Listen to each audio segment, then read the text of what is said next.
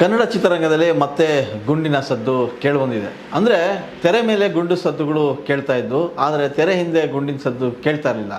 ಈಗ ಹೇಳ್ತಿರೋ ವಿಷಯ, ಒಬ್ಬ ನಿರ್ದೇಶಕರ ಮೇಲೆ ಒಬ್ಬ ಹೀರೋ ಗುಂಡು ಹಾರಿಸಿದ್ದಾರೆ ಅನ್ನೋದು ಸುದ್ದಿ. ಹೌದು, ನಿನ್ನೆಯಷ್ಟೇ ಈ ಪ್ರಕರಣ ನಡೆದಿದೆ. ಸೊ ಚಂದ್ರ ಲೇಔಟ್ ಪೊಲೀಸರು ಈಗ ಆ ಹೀರೋನನ್ನು ಬಂಧಿಸಿ ವಿಚಾರಣೆಗೆ ಒಳಪಡಿಸಿದ್ದಾರೆ. ಹಾಗಾದರೆ ಗುಂಡು ಹಾರಿಸಿದ್ದು ಯಾರ ಮೇಲೆ ಅನ್ನೋದಾದರೆ, ನಿರ್ದೇಶಕ ಭರತ್ ನಾವುಂದ ಅನ್ನೋ ಒಬ್ಬ ವ್ಯಕ್ತಿಯ ಮೇಲೆ ಹೀರೋ ತಾಂಡವ್ ರಾಮ್ ಅನ್ನೋರು ಗುಂಡು ಹಾರಿಸಿದ್ದಾರೆ. ಕಾರಣ ಇಷ್ಟೇ, ಮುಗಿಲ್ಪೇಟೆ ಅನ್ನೋ ಸಿನಿಮಾ ಮಾಡಿದರು ನಿರ್ದೇಶಕ ಭರತ್ ನಾವುಂದ. ಆ ಸಿನಿಮಾ ರಿಲೀಸ್ ಕೂಡ ಆಗಿತ್ತು. ಅದಾದ ಮೇಲೆ ಮತ್ತೊಂದು ಹೊಸ ಸಿನಿಮಾ ಮಾಡೋದಕ್ಕೆ ಎಲ್ಲ ತಯಾರಿ ನಡೆಸಿದರು. ಆ ಸಿನಿಮಾನ ಶುರು ಮಾಡಿದ್ರು. ಆ ಸಿನಿಮಾದ ಹೆಸರು ದೇವನಾಮ್ ಪ್ರಿಯ ಅಂಥೇಳಿ. ಆ ದೇವನಾಮ್ ಪ್ರಿಯ ಸಿನಿಮಾಗೆ ತಾಂಡವ್ ರಾಮ್ ಅವರು ಹೀರೋ ಆಗಿದ್ದರು. ಸೊ ಅವರೇ ಒಬ್ಬ ನಿರ್ಮಾಪಕನು ಕರ್ಕೊಂಬಂದು ಆ ಸಿನಿಮಾನ ಮಾಡಲಿಕ್ಕೆ ಮುಂದಾಗ್ತಾರೆ. ಅದಾದ ಬಳಿಕ ನಿರ್ಮಾಪಕರು ಹಣದ ಸಮಸ್ಯೆನೋ ಆರ್ಥಿಕ ಸಂಕಷ್ಟವೋ ಏನೋ ಗೊತ್ತಿಲ್ಲ, ಅದರಿಂದ ಸ್ವಲ್ಪ ದೂರನೇ ಉಳಿತಾರೆ. ಅರ್ಧ ಶೂಟಿಂಗ್ ಆದರೂ ಕೂಡ ಕಾಸು ಕೊಟ್ಟಿರಲ್ಲ. ಸೊ 4 ತಿಂಗಳು ಅವರು ಪತ್ತೆನೇ ಇರೋದಿಲ್ಲ. ಆಮೇಲೆ ಹೇಗೋ ಅವರು ಬರ್ತಾರೆ. ಆದ ನಂತರ ಅಷ್ಟರೊಳಗೆ ನಿರ್ದೇಶಕರಿಗೂ ಮತ್ತು ಹೀರೋ ತಾಂಡವ್ ರಾಮ್ ಅವ್ರಿಗೂ ಒಂದಿಷ್ಟು ಕೋಪಗಳು ನಡೆದಿರುತ್ತೆ, ಜಗಳಗಳು ಆಗಿರುತ್ತೆ.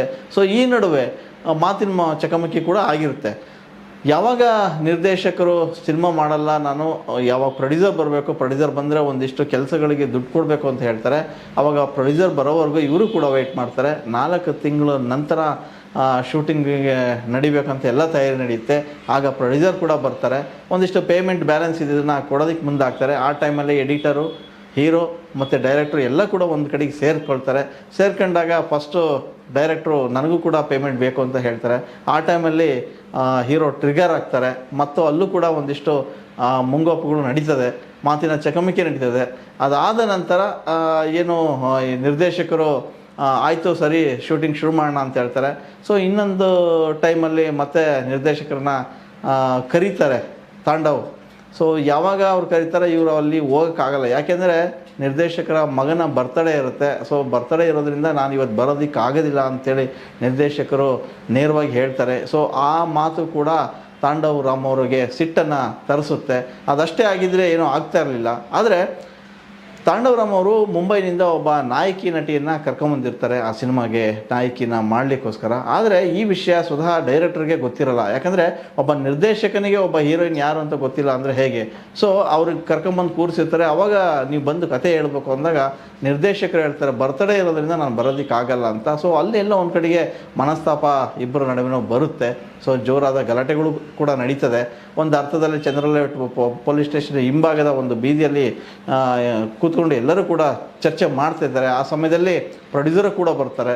ಸೊ ಎಲ್ಲ ಮಾತು ನಡಿಬೇಕಾದ್ರೆ ಡೈರೆಕ್ಟ್ರು ಇನ್ನೇನು ನಾನು ಪೇಮೆಂಟ್ ಇಲ್ಲದೆ ಕೆಲಸ ಮಾಡಲ್ಲ ಅನ್ನೋ ರೀತಿಯಾಗಿ ಮಾತಾಡ್ತಾರೆ. ಸೊ ಅಲ್ಲಿ ಒಂದು ಅರ್ಥದಲ್ಲಿ ಇವರು ಕೂಡ ಸಿಟ್ಟಾಗಿ ಒಂದು ಕೋವಿಯನ್ನು ಇಟ್ಬಿಟ್ಟು ಶೂಟ್ ಮಾಡೋದಕ್ಕೆ ಮುಂದಾಗ್ತಾರೆ. ಸೊ ಅಲ್ಲಿ ಸಂದರ್ಭದಲ್ಲಿ ಎಡಿಟರ್ ಅಲ್ಲೇ ಪಕ್ಕದಲ್ಲಿರ್ತಕ್ಕಂಥ ಎಡಿಟರ್ ಸಮಯ ಪ್ರಜ್ಞೆನ ಮೆರೀತಾರೆ. ಇಮ್ಮಿಡಿಯೇಟ್ಲಿ ಎಳ್ಕೋತಾರೆ. ಅಷ್ಟೊತ್ತಿಗೆ ಇವರು ಏನು ಗುಂಡು ಹಾರಿಸ್ತಾರೆ. ಸೊ ಸ್ವಲ್ಪದರಲ್ಲೇ ಮಿಸ್ ಆಗುತ್ತೆ. ಆ ಗುಂಡು ಒಂದು ಗೋಡೆ ಹೋಗಿ ಬೀಳುತ್ತೆ. ಸೊ ಇದು ಅಲ್ಲಿ ನಡೆತಕ್ಕಂಥ ಘಟನೆ. ಇದಾದಮೇಲೆ ಎಲ್ಲರೂ ಕೂಡ ಸ್ಟನ್ ಆಗ್ತಾರೆ. ಸೊ ವಿಷಯ ಮತ್ತಿನ್ನೆಲ್ಲೆಲ್ಲೋ ಹೋಗುತ್ತೆ. ಆಮೇಲೆ ಭರತ್ ಅವರು ಅಲ್ಲೇ ಇದ್ದಂಥ ಚಂದ್ರ ಲೇಔಟ್ ಪೊಲೀಸ್ ಸ್ಟೇಷನ್ಗೆ ಹೋಗಿ ಒಂದು ದೂರನ್ನು ದಾಖಲಿಸ್ತಾರೆ. ಆ ದೂರನ ಅನ್ವಯ ಪೊಲೀಸರು ತಾಂಡವ್ ರಾಮ್ ಅವ್ರನ್ನ ಬಂಧಿಸಿ ಈಗ ವಿಚಾರಣೆಗೆ ಒಳಪಟ್ಟಿದ್ದಾರೆ. ಇಷ್ಟಕ್ಕೂ ತಾಂಡವ್ ರಾಮ್ ಯಾರು ಅಂತ ಹೇಳೋದಾದರೆ, ಅವರು ಜೋಡಿ ಅಕ್ಕಿನ ಒಂದು ಸೀರಿಯಲಲ್ಲಿ ಮಾಡ್ತಾರೆ. ಭೂಮಿಗೆ ಬಂದ ಅಂತ ಸೀರಿಯಲ್ ಕೂಡ ಇತ್ತು, ಅದರಲ್ಲೂ ಕೂಡ ನಟಿಸಿರ್ತಾರೆ. ಆಮೇಲೆ KM ಚೈತನ್ಯ ಅವರು ಒಂದು ಸಿನಿಮಾ ಮಾಡಿದರು ಅಬ್ಬಬ್ಬ ಅಂತ. ಆ ಸಿನಿಮಾದಲ್ಲೂ ಕೂಡ ಇವರು ನಡೆಸ್ತಾರೆ. ಒಂದಿಷ್ಟು ಸೀರಿಯಲ್ಲು ಮತ್ತು ಸಿನಿಮಾಗಳಲ್ಲಿ ನಡೆಸಿದಂತಹ ತಾಂಡವ್ ರಾಮ್ಗೆ ಅಪಾರವಾದಂಥ ಸಿನಿಮಾ ಒಲವಿರುತ್ತೆ. ನಾನು ಹೀರೋ ಆಗಬೇಕಂತ ಕನಸು ಕಟ್ಕೊಂಡಿರ್ತಾರೆ. ಮೂಲತಃ ಹಾಸನದವರಾದಂಥ ತಾಂಡವ್ ರಾಮ್ ಅವರು ಯಾಕೆ ಈ ಕೋವಿನ ಇಲ್ಲಿವರೆಗೂ ತಂದಿದ್ರು ಅನ್ನೋದು ಒಂದು ಪ್ರಶ್ನೆ. ಅವರು ಅಲ್ಲಿ ಜಮೀನಿನಲ್ಲಿ ಕೋತಿಗಳು ಕಾಟ ಅನ್ನೋ ಕಾರಣಕ್ಕೆ ಆ ಕೋತಿಗಳನ್ನು ಹೆದರಿಸಲು ಒಂದು ಕೋವಿಯನ್ನು ಲೈಸೆನ್ಸ್ ಮೂಲಕ ಪಡೆದಿರ್ತಾರೆ.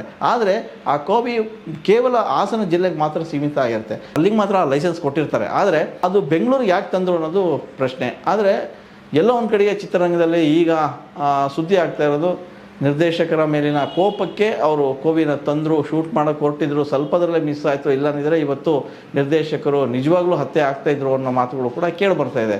ಸೊ ಈ ನಿಟ್ಟಲ್ಲಿ ನೋಡೋದಾದರೆ ಕನ್ನಡ ಚಿತ್ರರಂಗದಲ್ಲಿ ಎಷ್ಟೋ ಜನ ಕನಸಿಟ್ಕೊಂಡು ಬಂದು ಸಿನಿಮಾ ಮಾಡೋಕ್ಕೆ ಬರ್ತಾರೆ. ಆದರೆ ಒಂದಷ್ಟು ಸಣ್ಣ ಪುಟ್ಟ ಗಲಾಟೆ ಮನಸ್ಸುಗಳು ಆಗೋದು ನಿಜ. ಎಲ್ಲೋ ಒಂದು ಕಡೆ ಸಿನಿಮಾ ಶುರುವಾಗಿ ನಿಂತಿರೋದಿದೆ, ದೊಡ್ಡ ದೊಡ್ಡ ಸ್ಟಾರ್ ಸಿನಿಮಾಗಳೇ ಶುರುವಾಗಿ ನಿಂತಿದ್ದಾವೆ. ಆದರೆ ಎಲ್ಲೋ ಒಂದು ಕಡೆ ಹೊಸೊಬ್ಬರು ಬಂದು ಸಿನಿಮಾ ದುಡ್ಡು ಹಾಕಿ ಸಿನಿಮಾ ಮಾಡೋಕ್ಕಾಗ್ದಲ್ಲೇ ನಿಂತಾಗ ಈ ಥರದ ಪ್ರಕರಣಗಳು ನಡೆಯೋದು ತುಂಬ ವಿರಳ. ಆದರೆ ಇದು ತುಂಬ ಇನ್ನೂ ಒಂದು ಹೆಜ್ಜೆ ಮುಂದೆ ಹೋಗಿ ಆಗಿರ್ತಕ್ಕಂಥ ಪ್ರಕರಣ. ಅದೇನೇ ಇರಲಿ, ಕನ್ನಡ ಚಿತ್ರರಂಗದಲ್ಲಿ ಇಂತಹ ಘಟನೆ ಯಾವತ್ತೂ ಕೂಡ ಆಗಿರಲಿಲ್ಲ. ಅಂದರೆ ಸಣ್ಣ ಪುಟ್ಟ ಗಲಾಟೆಗಳು ಗದ್ದಲಗಳು ಆಗಿದ್ದು ವಿನಃ. ಆದರೆ ಒಬ್ಬ ಹೀರೋ ಒಬ್ಬ ಡೈರೆಕ್ಟರ್ನಿಗೆ ಹತ್ಯೆ ಮಾಡೋದಕ್ಕೆ ಗುಂಡಿಕ್ಕಿ ಶೂಟ್ ಮಾಡ್ತಾನೆ ಅಂತ ಅನ್ನೋದಿದೆಯಲ್ಲ, ಅದು ದೊಡ್ಡ ವಿಷಯ. ಸದ್ಯದ ಮಟ್ಟಿಗೆ ಸ್ಯಾಂಡಲ್ವುಡ್ನಲ್ಲಿ ಇದು ತುಂಬ ಚರ್ಚೆಗೆ ಒಳಪಟ್ಟಿರುವಂಥ ವಿಷಯ. ಈ ನಿಟ್ಟಿನಲ್ಲಿ ಈಗ ಚಂದ್ರಲೇಔಟ್ ಪೊಲೀಸ್ನವರು ತಾಂಡವ್ ಅವ್ರನ್ನ ಬಂಧಿಸಿ ವಿಚಾರಣೆಗೆ ಒಳಪಡಿಸಿದ್ದಾರೆ. ಮುಂದಿನ ದಿನಗಳಲ್ಲಿ ಈ ವಿಚಾರಣೆ ಯಾವ ಹಂತಕ್ಕೆ ಹೋಗುತ್ತೆ ಅನ್ನೋದನ್ನು ಕಾದು ನೋಡಬೇಕಾಗಿದೆ.